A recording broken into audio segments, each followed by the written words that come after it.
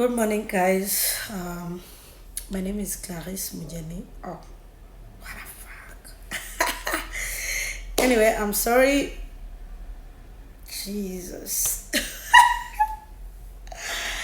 hari abantu tuba tutaranize indimi nyinshi but oh, dukunda kuzivugisha dukunda kuzivuga kandi tutanabizi. Anyway, you guys, welcome to my YouTube channel. Channel yanjye yitwa Mujeni Clarisse. Ahangaha Mujeni Clarisse, nutabonaho amafoto y'abastari bakora filime nyarwanda, nukoraho subscribe. And yes, I'm back now ku kijyanye mumenyere nkora ibiganiro bya sinema nyarwanda, ariko for nowadays turi gukora ibiganiro bitandukanye. But guys, don't mind my night dress because nanze nyine kwikuramo. I like purple. I really like purple. I like purple, guys. Jesus. Okay. So let's continue about yeah. Okay. Oh. Welcome to my YouTube channel.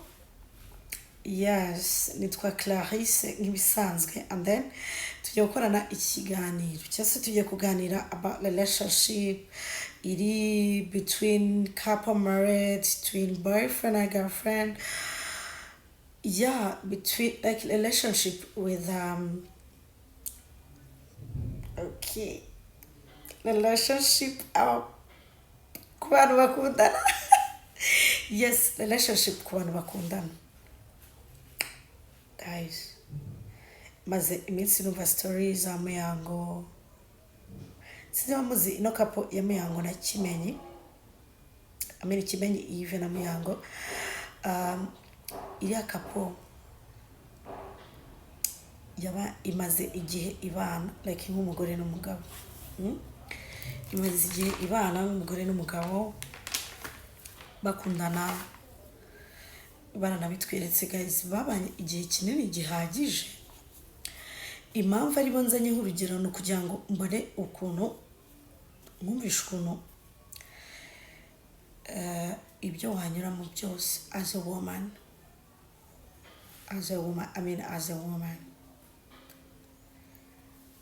no need yo kugira ngo abantu bari hanze bamenye the true story, you know. Most of the people outside there bategereje ko umwara, bategereje ko useba, guys, bategereje kurira. They are waiting to see you suffer, and you don't deserve it, girl. You don't. No, you don't. Even I mean, in a relationship and they're married, you don't deserve to suffer. You don't deserve to cry. You don't deserve the pain, right? You need to be like a lovely woman. Waundi uhora useka, waundi uhora usa neza, waundi uhora like akeye ku maso, waundi abantu bategereje. In fact, remember, hari n'indi couple ya Gafaranga, Gafaranga na Nuzana Annette Murava. Hano hanze hari abantu bategereje ko duseba, guys, bategereje ko duseba. Uri mu rugo, uri mu rukundo se n'umukunzi wawe, but there is people outside there bashaka uwo mukunzi ufite, you know, bashaka kumugira uwabo. I mean, hari abantu hanze nyine bagutegereje ukundi, maybe bashaka kuba bamushaka, cyangwa se bashaka ko wowe ugaragara ukundi kuntu, cyangwa se ubabara. So guys, impamvu rero nzanye izi couple ebyiri muri iki kiganiro ni kugira ngo utekereze neza. Nta nshuti ukeneye mu buzima, nta nshuti ukeneye muri ubuzima bwawe kugira ngo imenye amakuru y'urugo rwawe. Nta nshuti ukeneye kugira ngo imenye nta nshuti ikeneye kugira ngo imenye ibijyanye n'uko wubatse, uko ubanye n'umugabo cyangwa se uko ubanye na boyfriend wawe. No way. Always abantu bari hano hanze bategereje kumva wowe wasebye. In fact katugaruke ku buzima busanzwe in real life. Iyo umugore cyangwa umugabo batabanye neza, ntabwo outside ntabwo bareba ku ikosa ry'umugabo. Most of the people they going to judge you as a woman. N'ubundi umugore nashobotse, tugaruke kuri Muyango. Tujye kuri Muyango. Guys, Muyango murabizi nuko mutazi imvune z'abagore bakora cyane kugira ngo babeho. Ari abagore hano hanze bakora cyane kugira ngo babeho, kugira ngo urugo rutere imbere, kugira ngo urugo rugire icyo rugeraho. Urumva, atari uko badafite abagabo, no we bafite abagabo ariko bagakora cyane kugira ngo urugo rubeho. So you guys, rero uwo muntu ukora cyane kubera ko afite gutera imbere muri we no kurwana kugira ngo nyine agire icyo ageraho, hanze batekinga for granted y'ibyo akora kugira ngo bamwangize, destroying uwo muntu. Urumva, tubarenda nka Muyango kuba ari abantu bavuga akazi ubuhosta. Guys, ubuhosta ni akazi nk'akandi, ni akazi binjirizamo amafaranga, ni akazi kakugaburira, karaguhemba. Urumva, ntabwo mbona ahantu ikibazo gituruka ku buryo nyine abantu babigira intambara kuba Muyango akora ubuhosta cyangwa se kuba Muyango afite akazi akora kamwinjiriza. Wowe uri hanze udafite n'icyerekezo, utazi n'icyo ushaka mu buzima, wenda wagira ubuntu uriga amashuri menshi, urangije no kwiga ugirirwa amahirwe yo kurangiza uhita ubona akazi. Urumva, ni byiza, ariko ntibivuze ko hari abantu babyanga. In fact, mu gihe biriya bidakunze, ese ni ngombwa ko wicara ngo urebere? Ni ngombwa ko wicara ngo ubure uburyo? Ugomba gukora, kandi ugakora ushatse inzira zawe zose ziri butuma utera imbere. Let me tell you baby girl, ntabwo abantu bazagukunda ukennye, ntabwo abantu bazagukunda usa nabi, ntabwo abantu bazagukunda ubabaye. No way. Niyo mpamvu rero zino kapo tubona zifite abagore bakora cyane, bakora cyane. Abantu hanze barabajajinga, bavuga ibintu bitandukanye, barabasebya, akora iki, ni indaya, ntabwo ashobotse, ntabwo yakubaho umugabo, ntabwo yagira ute. Guys, hari abagore bacuruza kandi bafite amaduka bakora, bacuruza, aribo binjiza cyane kuruta abagabo.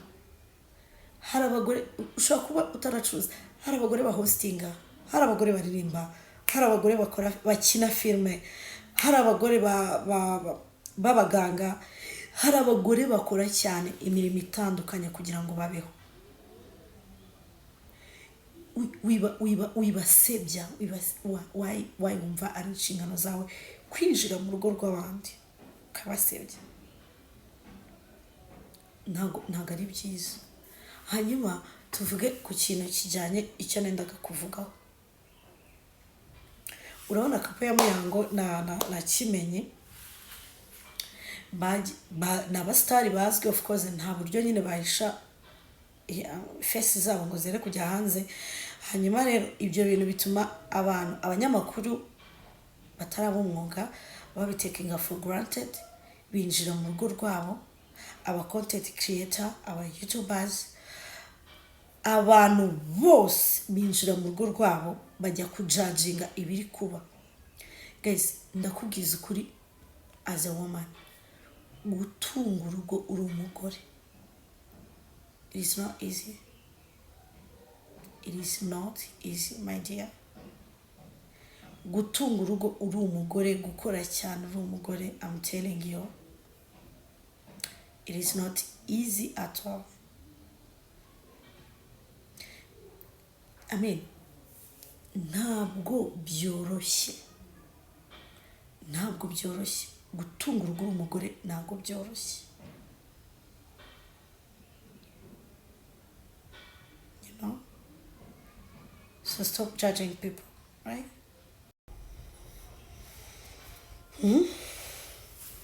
It is not easy, guys. Niba Muyango afite ubuzima bwe bwite, in fact sinigeze nanabona inkuru, sinigeze nanabona Muyango ubwe usibye kwisobanura kandi nabwo atagiye deep cyane, yasabye abantu bose kumwubaha like no kumubabarira ko ni umubyeyi, basi bumve uburyo umwana azabaho ku ishuri. Hanyuma aka kanya umuntu utazi gutunga urugo uri umugore ukuntu bivuna, kuko guys Bibiliya iravuga ngo turi inzabya zoroshye. Bibiliya niba ivuga neza ivuga ngo abagore ni inzabya zoroshye. Rero kuba umugore atunga urugo, iyo umugore abizi neza ko akeneye gutera imbere, hari ukuntu ushakana n'umuntu mu buzima busanzwe, sibyo? Ugashakana n'umuntu adafite ubushobozi bwa mirenge pe, adafite ubushobozi bwa mirenge, kandi guys atari uko nyine nawe ufite ubushobozi bwa mirenge, ariko avuga ko ndashatse ku myaka yanjye mikeya ariko nkeneye gutera imbere, and yet umugabo nshatse ntabwo ari umukire, ntabwo afite amafaranga ya mirenge, ariko uyu mugabo nshatse ndamukunda cyane, kandi the good things nakora ni ukubana nawe ubuzima bwanjye bwose. Rero hari igihe ugera muri urwo rugo ugakora cyane, ugakora amanywa, ugakora nijoro kugira ngo urugo rutere imbere. Iyo rumaze gutera imbere rero, you know what, iyo rumaze gutera imbere ntabwo abantu bakumva, ntabwo abantu bakumva, kubera ko nyine ubu uri umugore ufite icyo yigejejeho, wakoze cyane kugira ngo abeho. Rero abantu bashaka kugufatirana no kumvisha abandi ko ayobora umugabo nta kintu yavuga, umugore niwe ushoboye, umugore niwe uyobora umugabo. Rimwe na rimwe bakavuga ngo wamuhaye uburozi, ubundi bakavuga ngo ubundi nyine bakavuga ibintu bitandukanye. Rero nibyo byabaye kuri Muyango niba mubyibuka neza abana na Kimenyi, ni ukuri bari abantu basanzwe pe. Nibwo Muyango arakiva muri Miss Rwanda, akiri kwishakisha, akiri kwihiringa. Kimenyi nawe yakinaga umupira w'amaguru, in fact bose yakinaga umupira w'amaguru ariko mu ikipe itamuhemba amafaranga ahagije, nyine ku buryo bavuga ngo arabatunze neza cyane. Hanyuma Muyango arakora cyane kugira ngo urugo rwe rutere imbere, sibyo? Noneho muri uko kuba urugo rwe rutera imbere, bitewe n'akazi akora, ahura n'abakobwa benshi. Guys, Muyango ahura n'abasingo mama, sibyo? Muyango ahura n'abakobwa batarashaka, Muyango ahura n'abadamu bubatse, abingo zahiriye, abingo zananiye, abo byanze nabo byakunze. Ahura n'ingeri nyinshi zitandukanye. Muri izo ngeri nyinshi zitandukanye hari abajyanama baza ku buzima bwe. Hari umuntu ushobora kumugira inama akamubwira ati ubundi uvunika gute umukobwa mwiza nkawe gutyo, ni gute ukora cyane gutunga umugabo udakora, uri umukobwa mwiza wabona umugabo ufite amafaranga wabona iki? Ariko Muyango yahisemo ayo magambo yose kuyata inyuma ya Huye. Arakora. Arano niba iki kiganiro nyikoreye Muyango koze nagiye kwivugira kuri story like kuri relationship no keeping a secret mu ngo zanyu, ariko it's coming. Bijya Muyango byo biri kuza biri too much, but anyway reka tubinyuremo twihuta hanyuma dukomeze ku bijyanye n'ibyo twe tugiye kuvuga.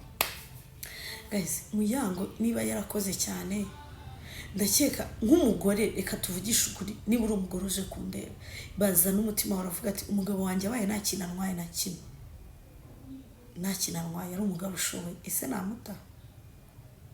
Ese namwanga ngo kubera ko adashoboye ibi? Muyango yakoze ko ashoboye ngo urugo rwe rutere imbere, ariko sorry to say that yakoreraga umugabo utabibona. yakoreraga umugabo utabibona ko utabikwiye, utabibona ko umugore we avunika cyane kugira ngo urugo rutere imbere. Instead yo kugira ngo umugabo asapotinga umugore, ibyo Muyanga akora umugabo akabibonamo ikosa, ari nabyo namwe mwabonyemo ikosa hanze.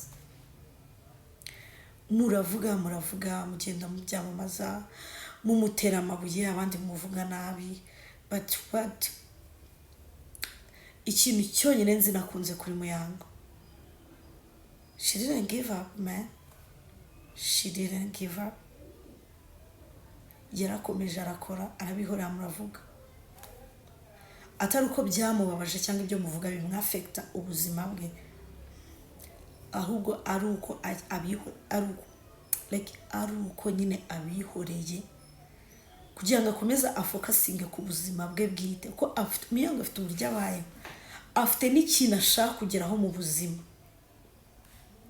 Ako you guys, you take it for granted kubinakora kugira ngo mu destroying mwangize ubuzima bwe bwose. Come on, nanjye kuraka. Sorry. Anyway, sorry. Nta muntu dufitanye bifu, nta muntu wanumye. In fact, Muyango ntituranahura amaso ku maso, ntawe nzi physically. Meme nakimenye nawe nzi physically. Nta n'umuntu uri muri kira kiganiro, muri bira bitiku byose nzi urimo. But ikintu nshaka kubabwira ni kimwe. Don't judge, guys. Don't judge people.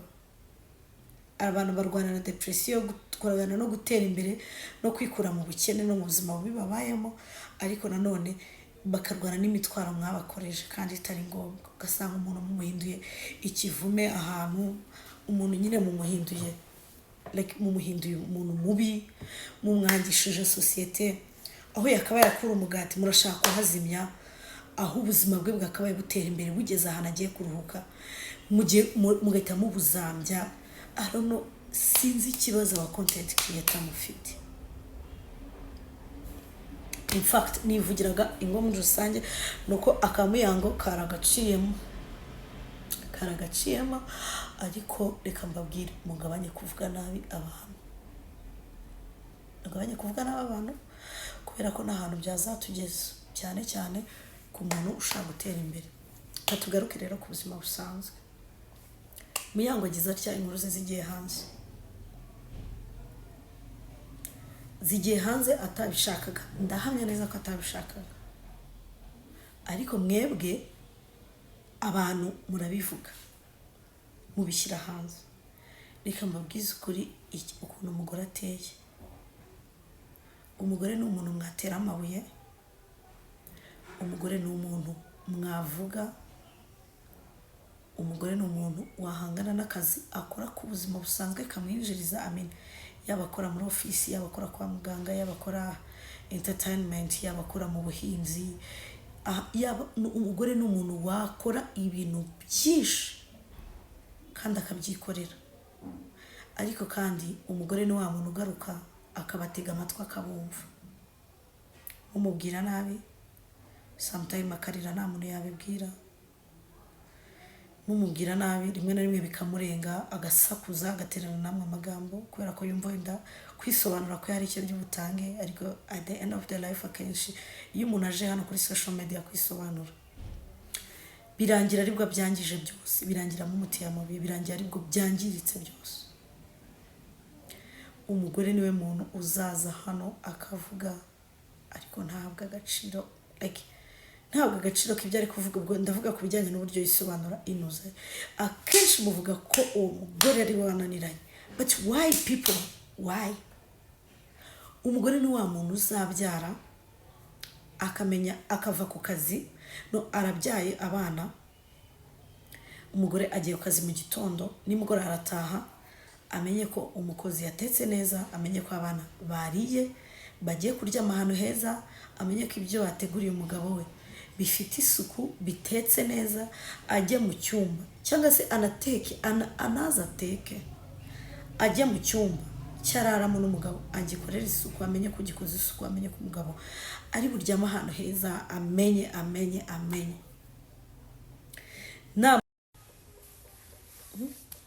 namara gukora ibyo bintu byose mbabwiye agiye ku murongo, umugore azagaruka atega amatwi abana, abumve, abakoreshe devoir, aba amenye ko bameze neza, aganire nabo, yumva ubuzima bwabo uko biriwe, uko bameze.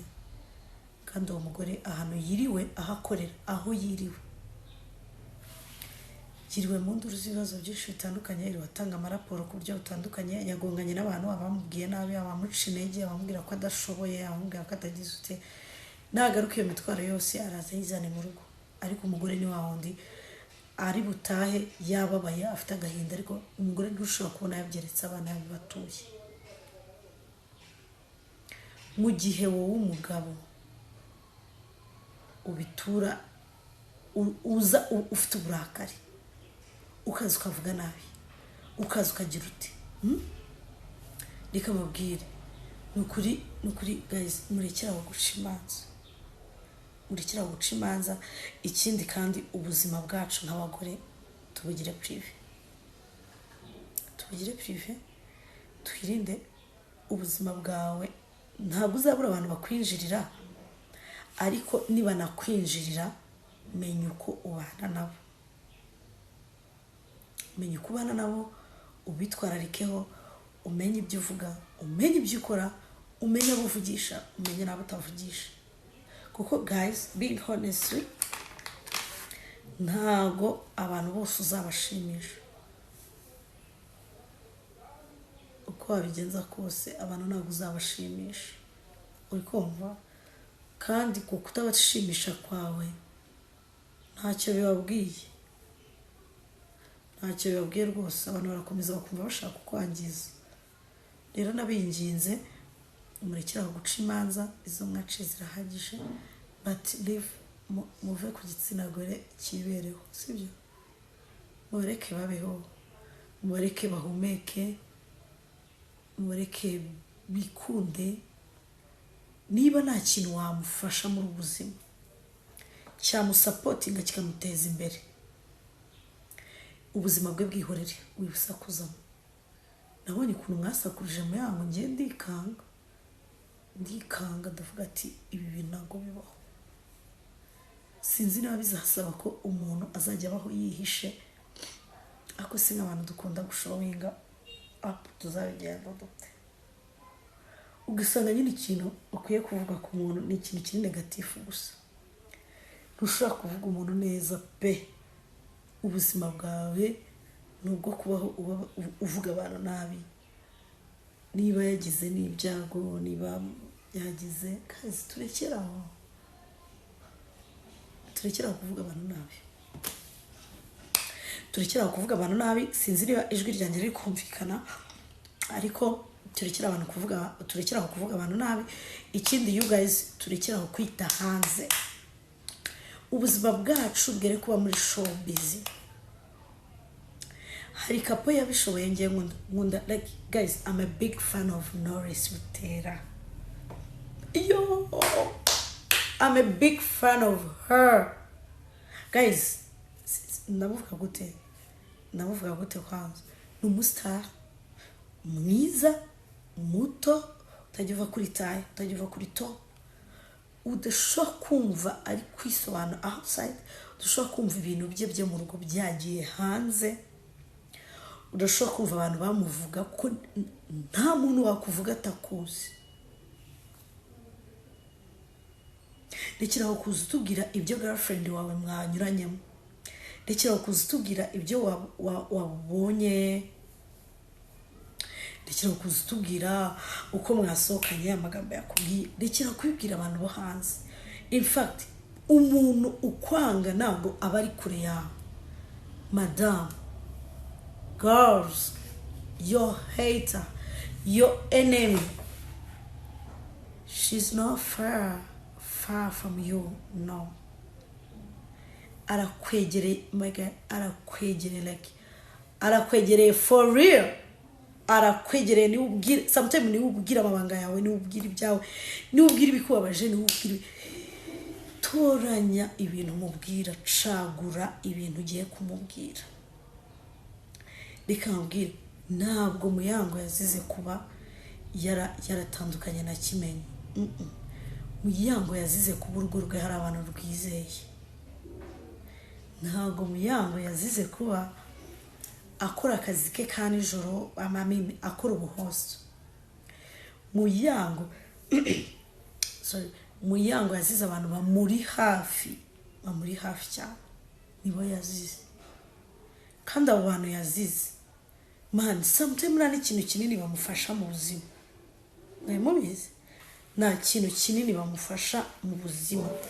Sinshaka kuvuga ngo abanzi ba Muyango ngo baze banyurire bamvuge batere amabuye, oya. Ngende hano kugira ngo just guys mu keeping a secret zanyu. Niba waranabikoze, I used to do that. I used to go to my friends, nkamubwira ibimbabaje, nkamubwira ibishimishije, nkamubwira byose, and the good things ntago yigeze amvamo, ntaranamvamo. Niba biteganya Imana izandinde, ariko kandi nibinaba ubwo bizaba byashatse kuba nta kintu nabikoraho kuko nyine. Ariko guys, inshuti yawe, umunyamabanga wawe wa mbere ukomeye muri ubuzima ni wowe ku giti cyawe. Wowe ku giti cyawe. In fact, nibikunanira kwibikira amabanga, ndabisubiramo guys, nibikunanira kwibikira amabanga, umuntu azaza one day from nowhere akwangiza. Kandi let me tell you, nta muntu n'umwe ubaho utagira hashize. Buri muntu wese agira ahantu yakuriye, ahantu yavukiye, ibintu yakoze ibitari byiza. Mostly ufite n'ibintu byinshi bitari byiza wakoze, ufite abantu bakuzi, ufite abantu. Kandi uko utera imbere, uko utera intambwe ushaka utera imbere, ni nako abantu bashaka kurimbura ari benshi, ni nako abanzi baba ari benshi. Zimwe mu nshuti ugira aka kanya ni inshuti zifuza kutatera imbere ngo uzirute. Being honest, inshuti zawe nyinshi zifuza ko waguma uzibwira ibibazo byawe, zifuza ko zahora zigufite mu biganza, zifuza ko utatera imbere ngo uzirenge mu bushobozi ugira kugera cyangwa ugira icyo ugeraho. Once wateye imbere ugatera intambwe ukagira icyo urusha uwo muntu wita inshuti yawe magara, once uwo muntu azaza akakurwanya yivuye inyuma, once uwo muntu azaza akakurimbura burundu, akakwangiriza izina burundu, kuko arakuzi, azi intege nke zawe, like arakuzi guys, arakuzi, waramwibwiye, waramwiyeretse guys. Nashaka kukurimbura azaba afite intwaro nyinshi cyane. So ku bantu twabikoze turekeraho, let's stop that. Ku bantu tutarabikora, keep it up. Irashoboka cyane. Birashoboka ko waba uganiriza umutima wawe, ugasenga, ukabibwira Imana ibikubabaje byose, ukabibwira Imana, ukanayiragiza urugendo rwawe ruri imbere, kandi Imana ikuba hafi. Simvuze ko umuntu atagira inshuti mu buzima, no, urazikwiye pe, ukwiye inshuti. Umuntu wese n'umuntu udafite inshuti nyine ntago ababayeho neza pe. Ariko inshuti ukwiye uze kurunguruka impande yawe, urebe niba inshuti zawe iyo mu bibazo hari ikintu zigufasha, urebe niba ubabaye, niba ukeneye ubufasha buri finance, urebe mu inshuti zawe z'abakobwa ufite cyangwa z'abahungu, urebe niba atari kuguprofita gusa, urebe niba atari kuguprofita gusa. So guys, mwakoze cyane twabanye, mukore subscribe, n'ubutaha tuzakomeze tubane. And I'm sorry niba hari ibintu navuze bikabangama cyangwa bikagira aho bigutusha, nakantu k'amarangamutima kaba kaje, kandi as a woman ntabwo nakabura. Thank you, have a nice day. So guys, dusubire, bye.